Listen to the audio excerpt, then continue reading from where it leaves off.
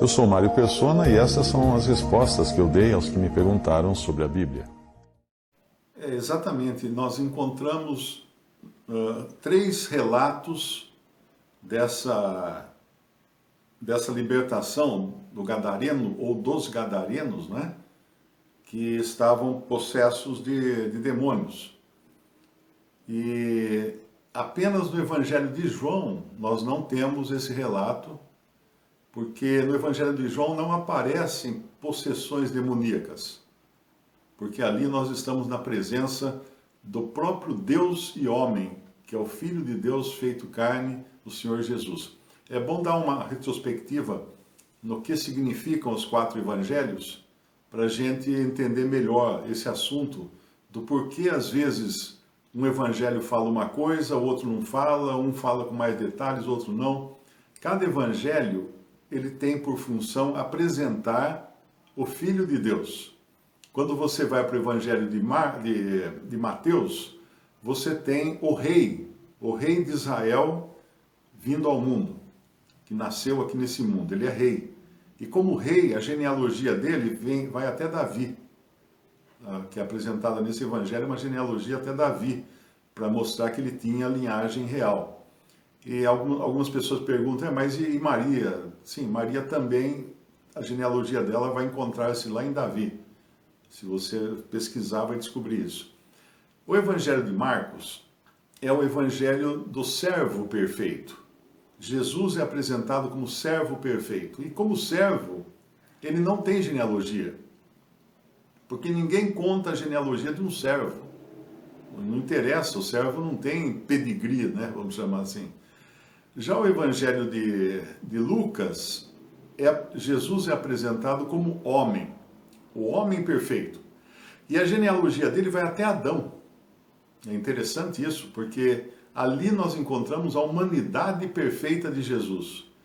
E parece até uma ironia, né? Que Deus, o Senhor, né, o Espírito Santo, gosta de fazer coisas curiosas. Por exemplo, quem ele escolheu para escrever o Evangelho de Lucas? Um médico.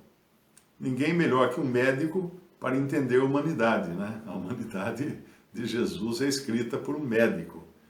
E o Evangelho de João não tem genealogia, porque o Evangelho de João ele não tem começo nem fim. Se você analisar, ele começa assim, no princípio era o verbo, e o verbo estava com Deus, e o verbo era Deus.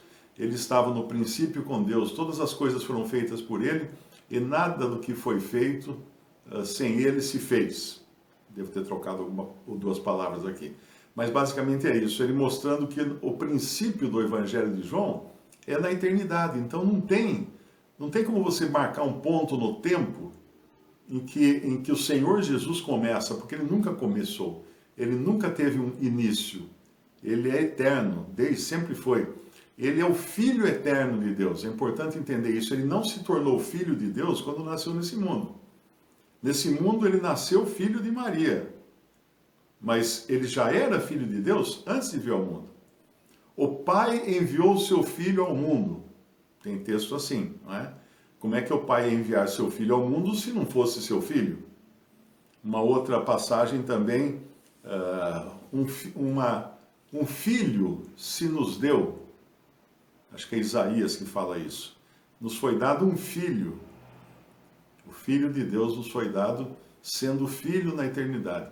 E o Evangelho de João, com essa particularidade de não ter início, porque é infinita, né? Na infinitude, se você traçar uma linha do tempo no Evangelho de João, o lado que vai para o primeiro versículo, essa linha vai embora, nunca mais vai encontrar o final dela. Ela vai para sempre embora, porque é eterno. E se você vai no fim do Evangelho de João, o que é dito lá? Vamos até ler, porque é muito curiosa a passagem.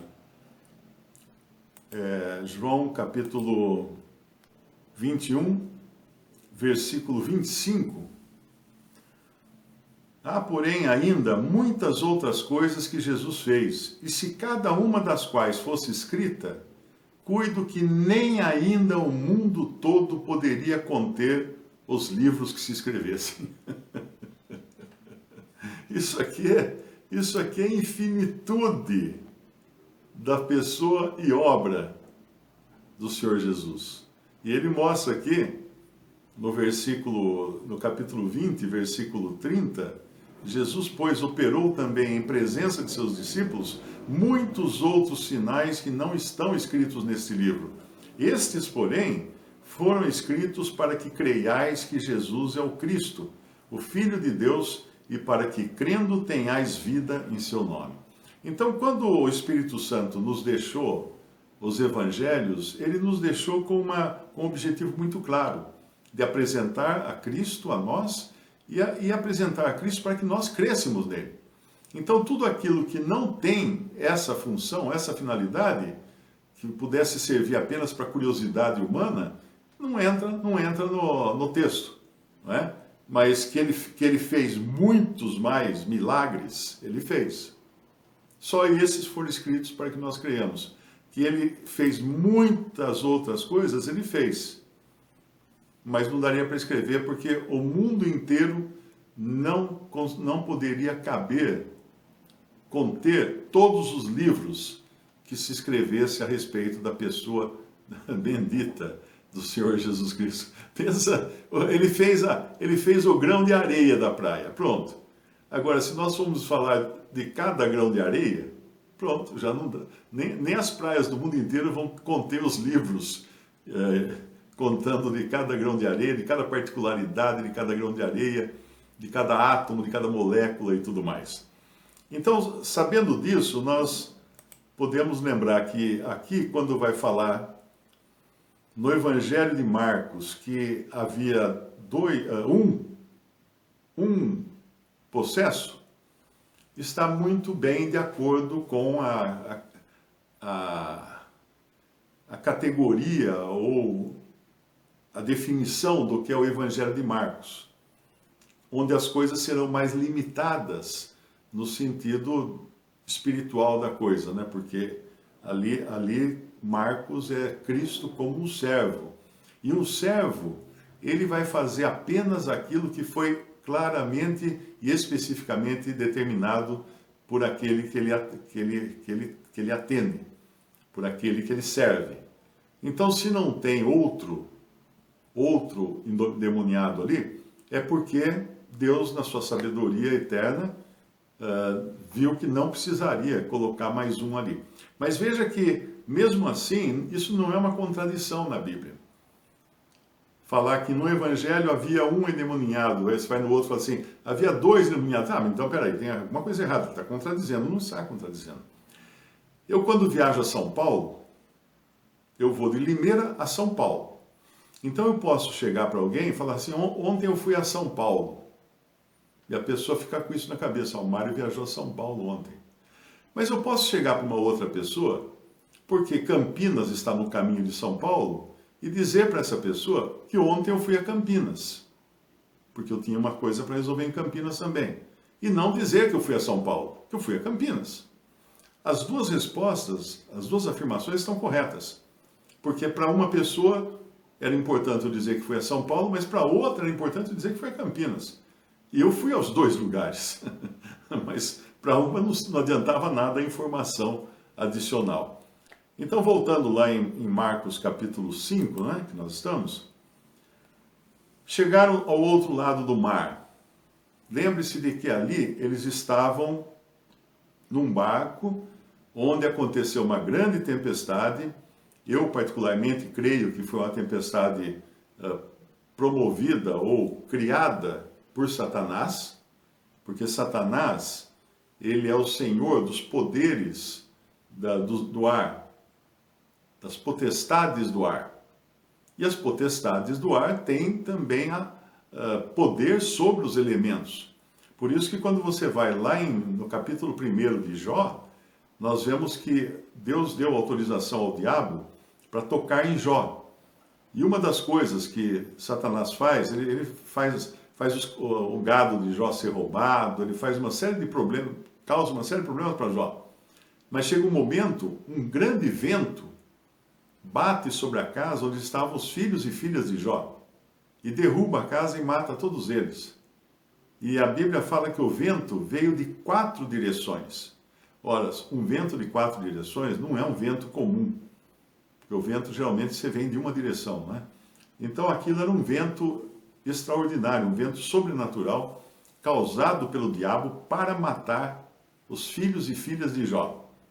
Mas antes que você ache isso medonho, que Deus tenha permitido isso, lembre-se do fim do livro de Jó. O final do livro de Jó.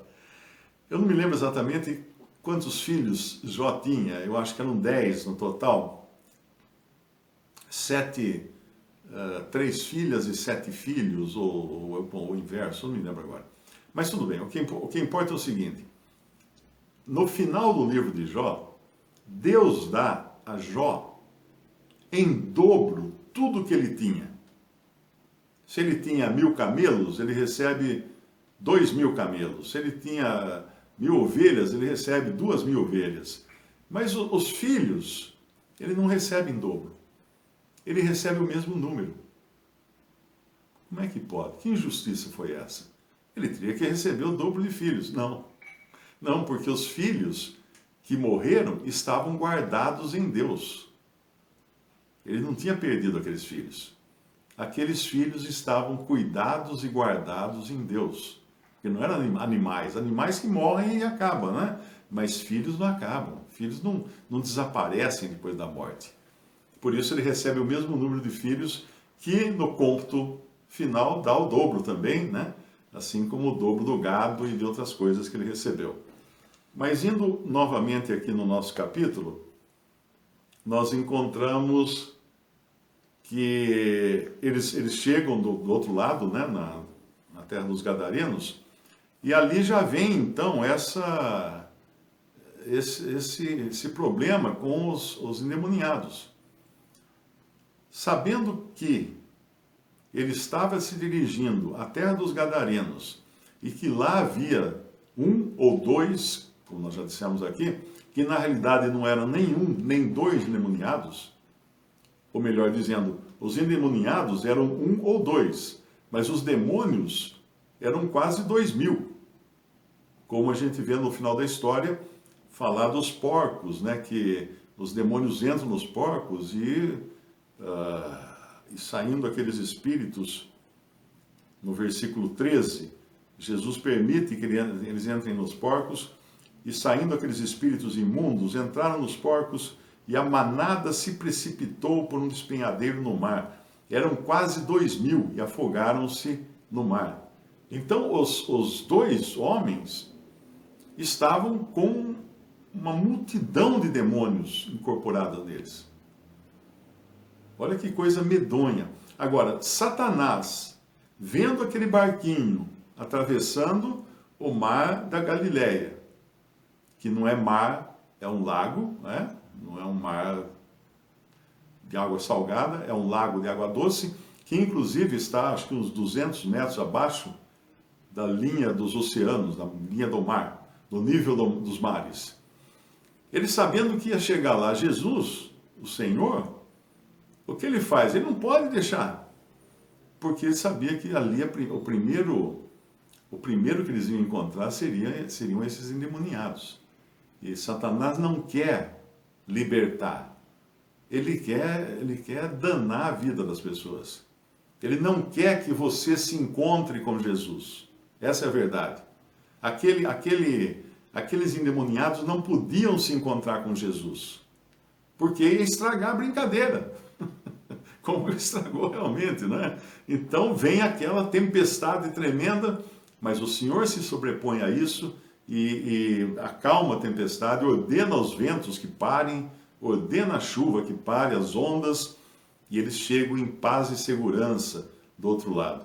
E vão encontrar quem? Logo de cara, o endemoniado, aqui no nosso capítulo é 1, saindo ele do barco, Marcos 5, 2, lhe saiu logo ao seu encontro dos sepulcros um homem com espírito imundo, o qual tinha sua morada nos sepulcros, e nem ainda com cadeias o podia alguém prender. Porque, tendo sido muitas vezes preso com grilhões e cadeias, as cadeias foram por ele feitas em pedaços, os grilhões em migalhas. Ninguém o podia amansar. Agora nós estamos falando de correntes de ferro. Correntes de ferro, ferro malhado, né, que era usado naquela época, cadeias ou algemas também, feitas de ferro malhado no fogo, que eram fortíssimos. Ninguém consegue quebrar uma corrente na mão. Mas aqueles demônios, aqueles espíritos imundos que possuíam aqueles homens, eles certamente conseguiam. Só para a gente, a título de curiosidade, eu vou ler as passagens dos diferentes evangelhos para a gente entender. Já li aqui do capítulo de Marcos 5, versículo de 1 a 3. Em Mateus 8, 28, diz assim: E tendo chegado ao outro lado, a província dos Gadarenos, saíram-lhe ao encontro 2 endemoniados, vindos dos sepulcros, tão ferozes eram que ninguém podia passar por aquele caminho. E depois em Lucas 8, 26, e navegaram para a terra dos Gadarenos, que está de fronte da Galileia, e quando desceu para a terra, saiu-lhe ao encontro, vindo da cidade, um homem, que desde muito tempo estava possesso de demônios e não andava vestido, nem habitava em qualquer casa, mas nos sepulcros. Então aqui está explicado o porquê num evangelho é um, no outro evangelho são 2, porque o Espírito Santo tinha então a intenção de falar que foi a São Paulo em um e no outro falar que foi a Campinas. Mas para outro falar que foi aos 2 lugares, foi a São Paulo e a Campinas. Outra coisa que a gente pode tirar aqui dessa passagem, deixa eu ver se é aqui que ele fala, no versículo 7, né? Versículo 6, e quando viu Jesus ao longe, correu e adorou-o. E adorou-o, porque o Senhor Jesus, ele é reconhecido por todos os seres espirituais, inclusive os demônios, os espíritos malignos. E adorou, e clamando com grande voz, no versículo 7, disse: Que tenho eu contigo, Jesus, Filho do Deus Altíssimo? Conjuro-te por Deus que não me atormentes. Porque ele dizia: Saí desse homem, espírito imundo. E perguntou-lhe: Qual é o teu nome? No versículo 9, ele respondeu dizendo: Legião é o meu nome, porque somos muitos. E rogava-lhe muito que nos não enviasse para fora daquela província. E andava pastando ali, no monte, uma grande manada de porcos. E todos aqueles demônios lhe rogaram, dizendo: Manda-nos para aqueles porcos, para que entremos neles. Um detalhe aqui que chama atenção é a maneira como os demônios se dirigem a Jesus. No versículo 7, e clamando com grande voz, disse: Que tenho eu contigo, Jesus, Filho do Deus Altíssimo? Os únicos que chamam Jesus de Jesus são os demônios na Bíblia. Prestou atenção no que eu falei? Os únicos que chamam Jesus de Jesus são os demônios. Mário, mas todo mundo chama Jesus de Jesus na Bíblia? Não. Nos relatos, é claro que Paulo podia dizer assim, Pedro, né, ou João, ou Mateus, ou Marcos, ou Lucas, Jesus foi a Galileia, Jesus voltou da Galileia, Jesus subiu a Jerusalém. Nos relatos, falando dele, usam o nome Jesus simplesmente. Mas quando se dirigem a ele, ninguém nos evangelhos e nem nas epístolas se dirige a ele por Jesus. Jesus, me ajuda aqui. Jesus, me leva ali. Não. Só os demônios. Quem o conhece se dirige a ele por Senhor. Ou simplesmente Senhor, ou Senhor Jesus. Nunca por Jesus apenas. Então, quando você escuta músicas, Jesus, eu te amo, está errado. Está errado, porque ela é evocativa, ela está falando com o Senhor, né? Mas não está errado. Quando você se dirige a Ele em oração, ou em adoração, em louvor, em qualquer coisa, qualquer circunstância que seja, que você está falando com Ele, Senhor. Senhor. Há muitos deuses e muitos senhores, mas para nós há um só Deus, o Pai, e um só Senhor, Jesus Cristo. Então essa é a maneira correta de alguém se dirigir a Ele, a não ser que você seja um demônio. Eu espero que não, né? Mas outra coisa importante aqui, talvez, essa é uma opinião até muito pessoal minha, talvez alguns irmãos nem compactuem dessa minha opinião. Eu acredito que os seres espirituais, claro, eles têm categorias diferentes, né? Por exemplo, no Evangelho de João você não encontra nenhum demônio, você só encontra Satanás. E ainda assim para ser chamado príncipe desse mundo. Nos outros evangelhos você encontra os demônios.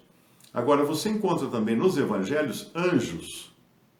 Anjos anunciando, um anjo anunciando o nascimento de Jesus para Maria, outro anjo protegendo Pedro lá em Atos. Então você encontra anjos atuando no relato dos evangelhos e de Atos dos Apóstolos. Agora, demônios, espíritos imundos, espíritos malignos, a minha opinião pessoal é que não são anjos. Eles são uma outra classe de criaturas, porque os anjos, quando precisam aparecer, eles se incorporam, eles assumem uma forma humana. Isso aconteceu no Antigo Testamento, quando o Senhor e mais 2 anjos foram almoçar com Abraão, e depois o Senhor ficou com Abraão e os 2 anjos foram para Sodoma. E eles eram tão belos, tão perfeitos, que os homens de Sodoma queriam abusar dos anjos, porque eles tinham um corpo visível, né? Um corpo tangível. Agora, nunca nós encontramos demônios assumindo forma humana. Então, talvez esses espíritos imundos, que também são chamados demônios, eles tenham sido seres, não sei quando, que perderam os seus corpos. Por isso que eles precisam de corpos, e no caso aqui foram os porcos, né? Eles precisam de veículos, eles estão a pé, por assim dizer. Por isso que eles têm que tomar pessoas. Nós não encontramos possessão diabólica. O único que é chamado de diabo na Bíblia é Satanás. Então nós não encontramos possessão diabólica, exceto aquela de Judas, que o diabo entrou em Judas e Judas foi então trair o Senhor Jesus. Mas nós encontramos possessão demoníaca ou de espíritos imundos. Mas nós não encontramos possessão de anjos. Não é interessante isso? A gente vê esse aspecto da coisa. Se alguém depois puder até me corrigir, caso eu esteja errado, fique à vontade. Mas nós não encontramos possessão de anjo, encontramos possessão de espíritos, porque eles são incorpóreos e eles parecem que precisam de um veículo para se manifestar. Um veículo, que eu digo, um corpo, né? Seja de animal, seja de gente, para se manifestarem. Mas tem muito mais coisa que pode ser dita aqui, desses homens que foram libertos, e eu vou deixar aqui para o Batista e o Márcio discorrerem.